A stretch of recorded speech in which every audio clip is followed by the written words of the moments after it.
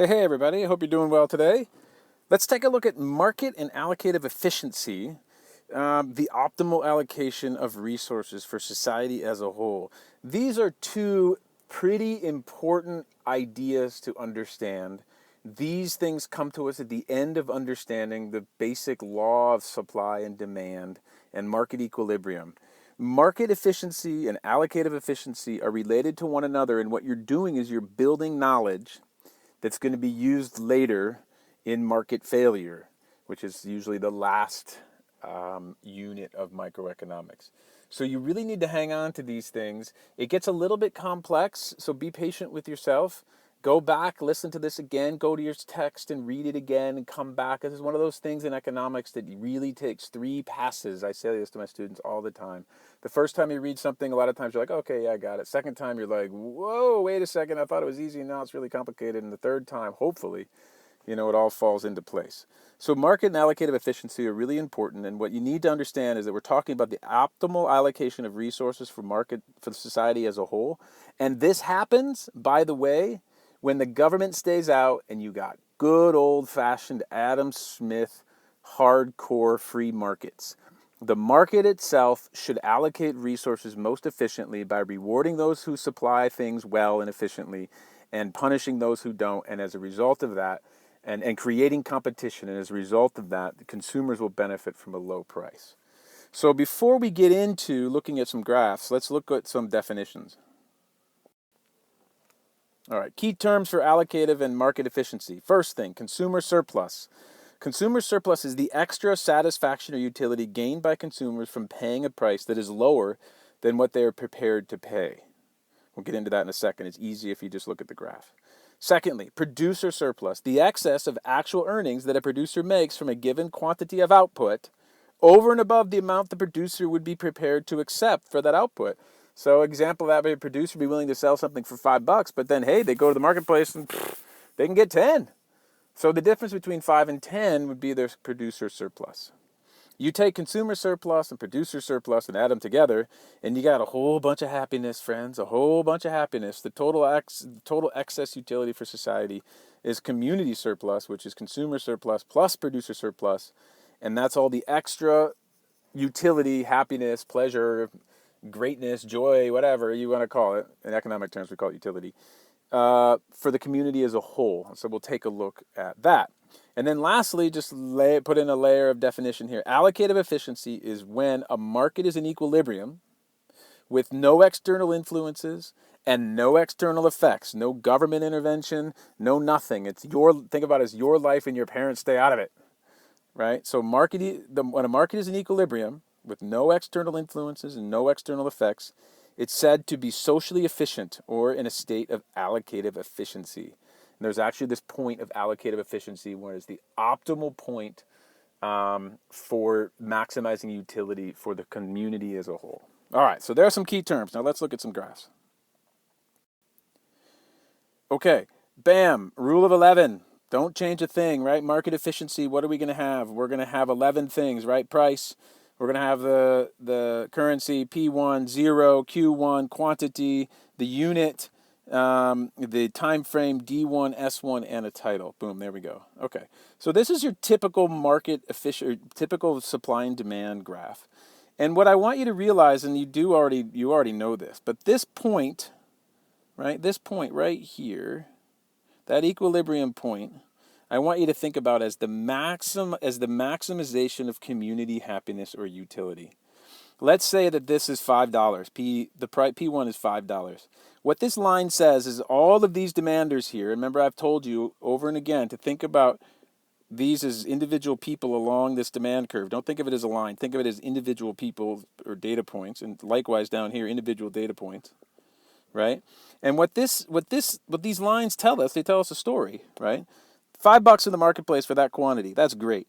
But look at all of these people were willing and able to pay $7, $8, $9, $10, and some fool up here was going to pay $15. But what do they have to pay in the marketplace? $5. Oh my goodness gracious. So how do you add all this up? What is all of this? Well, I'll tell you what it is. It's extra happiness in the marketplace, right? All of these price quantity combinations here right? These are people who are willing to pay more than $5 for something, but they didn't have to. Ha ha ha. Jackpot, right? They're willing to pay 8, 9, 10, 11, 12, this fool 15, but they only had to pay 5. So what does this mean? Well, this means that these people are extra happy. This is surplus utility, surplus happiness on the side of the consumers. On the flip side of this price, what this line tells us is that there were some producers down here. Check it out. There's some producers down here who were willing to take, this is $5, right? They were willing to take, I don't know, $4.50, $4, $3, $2, $1.50, $1.25. Some fool would have taken $1. But guess what? They didn't have to. They got to get $5. So there's all this extra producer happiness in here, which is represented by the area of this particular triangle. Okay, so you take producer happiness and you add it to consumer happiness, and you have one big old triangle of community happiness. Okay, this is what happens when you walk up to something, and I've told the story a lot in class, but it's like you walk up to something and I wanted to buy this silver ring. I had an idea in my head for years about this kind of silver ring I wanted to buy. Whatever, just a little thing I wanted. And I was willing to pay, $10 for it. A silver ring. And then I walk up and I'm thinking, hey man, I'm looking at the ring. I was at a market along the coast here in Chile, and I was like, I'm willing to pay $10 for that. And I walk up there and I said, oh, hey, how you doing? How much for the ring? And the woman says, how about $5? And I'm like, okay, no problem. Why? Well, she knew that the market rate was pretty much $5, and if I had gone to the next vendor over, maybe that person would have given me for $5. I was willing to pay 10, but I didn't have to. I got to pay 5, and I was way up here. And look at all of this extra happiness I got. I felt like I got a deal. Of course, I didn't get a deal. I just felt like I was, because I was willing and able to pay $10, and I only had to pay 5. Okay, so that is a really important idea to understand, that these are data points along here about people who are willing and able to pay more than the market equilibrium price, but they didn't have to. So this is extra consumer utility happiness. This line tells us that all these producers were willing and able to produce it for less than the market equilibrium price, $5, and they didn't have to. They would have taken 3, but they got 5. That's awesome. That's hilarious. Oh my gosh, it's crazy, right? The lady probably thought I was going to eventually say $5. Oh, forget it. How about 3? And she would have said, how about 4? And we would have been fine. Maybe, but she said $5 and happened to be the equilibrium price, and so there's all this extra producer happiness down here. All right, so if I clean that up a little bit and maybe give you something to take a screenshot of, take a look at this. Okay, so here's a clean look at market efficiency, consumer surplus, producer surplus. You add those together, community surplus equals consumer surplus plus producer surplus, and that's all of this happiness here, right? And remember, this point here is a point of allocative efficiency, which you're going to see on the next slide. All right, super cool. Now, you understand those two concepts. Now we're going to take S1 and D1 and flip it around a little bit, and now we're building towards understanding market failure, because what's going to happen is market failure is when the sale of a product, like say cigarettes, produces an externality, a cost to society beyond which this price takes into account. Okay, and therefore it's not going to be perfectly allocated. So that's some complicated stuff. We're getting there. But let's start off with understanding allocative efficiency. Okay, so when a market is in equilibrium, this is something to listen to. There are, with no external influences and no external effects, remember this definition I gave you, it is said to be socially efficient or in a state of allocative efficiency. And this means that the resources are allocated in the most efficient way possible for society's point of view, right? And the concept of allocative efficiency is a little bit different than how we use it eventually, in regular life. Efficiency, in everyday language, someone's viewed as being very efficient if he or she produces the maximum output in a given input, within a level of input, right? But in economic terms, this kind of efficiency is known as productive efficiency. And productive efficiency is when the community, society, the economy is producing in the most efficient way possible.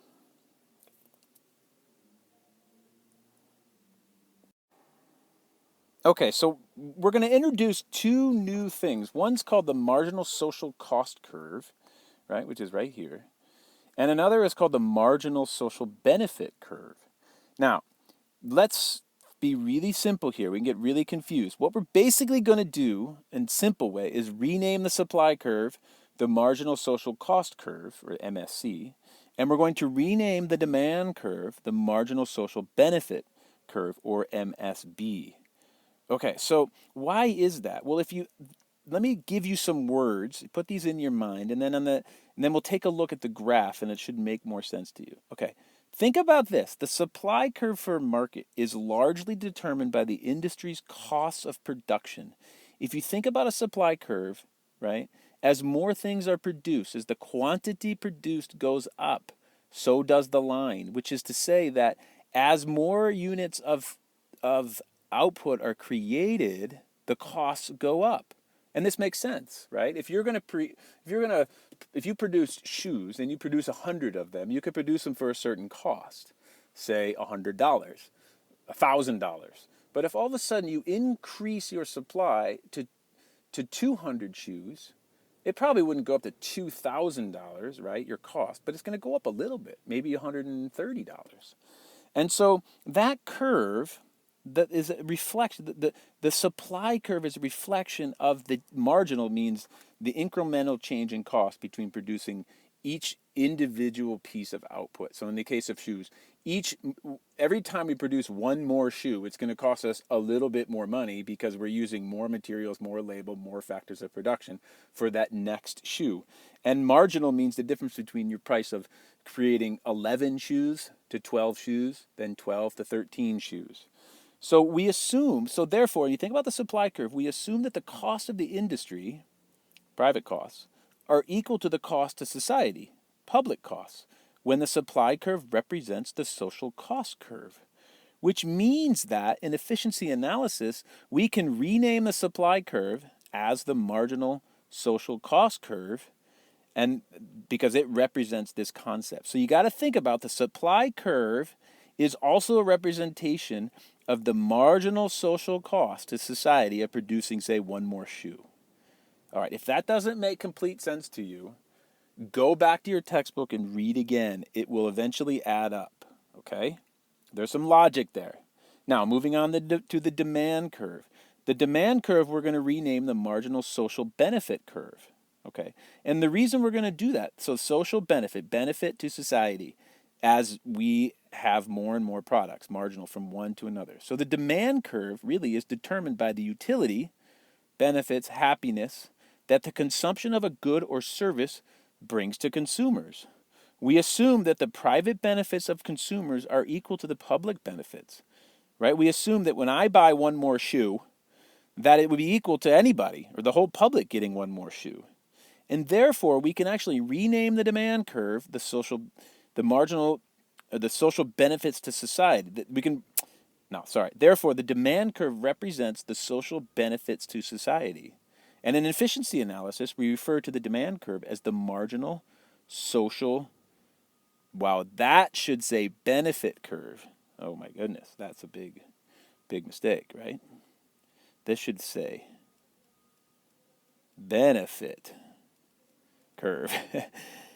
Forgive my handwriting there, but that's what the demand curve is, the social benefit curve, as the marginal social benefit curve, or MSB. All right, so let's take a look at the next slide.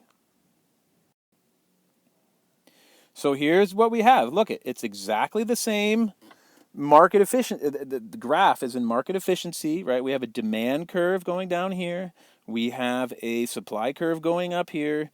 We have our equilibrium point here, our point of allocative efficiency, a point right here when this price quantity combination is producing the optimal output for society as a whole.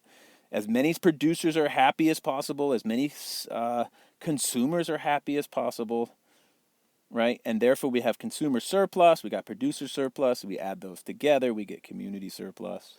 Okay, so what you got to throw in here is the comfort to say that this line is representative of the marginal social cost, the supply curve and represents the change in the cost to society as more and more of, let's say, shoes are produced. Okay? And this line, the demand curve, represents the marginal social benefit. So as price goes down, people get happier and happier because they are consuming more of that good. Okay, so allocative efficiency has some complex stuff in it. We are laying a foundational understanding of how to reinterpret a simple supply and demand curve so that when you get to, or we get to, market failure, you can understand that if something were to happen, like let's say the consumption of cigarettes were to damage people around them. So, for example, secondhand smoke causes cancers and addiction, by the way, to nicotine. Then this point of allocative efficiency is going to be messed with. Because when someone smokes a cigarette, right, they're maybe benefiting, but there's more of a cost to society than there is to just that's represented in the price of the product. Now, that gets pretty complicated, okay? But if you're just comfortable with the idea that this supply curve represents the marginal social cost and it increases as you produce more things, it's more costly. And also, as society is able to consume more things, there's more benefit out there. Then you're well on your way to laying a foundation to understand market failure. Okay? So, in conclusion, allocative efficiency. A free market leads to allocative efficiency. And that point is where community surplus is maximized because the free market is the optimum allocation of resources from society's point of view. That is, allocation of resources. You have the right people producing the products that they should be able to produce in order to be competitive in the marketplace, and you have the people that can afford them buying them. It's beautiful, and it all happens by everybody looking out for themselves. It's pretty fascinating, actually. And this occurs when demand is equal to supply, equilibrium point, or, if you rename those things, when marginal social benefit is equal to marginal social cost. Okay, if your head's spinning a little bit, don't worry. It usually happens to everyone when they're studying economics for the first time. Allocative efficiency can throw you for a loop. Have confidence. You're going to figure it out. You're swimming a little bit maybe right now, but it's all going to come clear, and you're going to feel super good about yourself when you are able to understand how the free market creates this optimal allocation of resources for society as a whole. And if you got that, then once it gets messed with, you're going to be able to understand how an event or how a particular good messes with that allocation of optimal resources. Then you're going to have a deep understanding of what happens in market failure. All right, my friends, I hope you thought that was helpful. If you think it's going to be helpful to listen to this again, listen to it again, or go back and read your books a little bit more and then listen to this video again. All right, talk to you in a bit.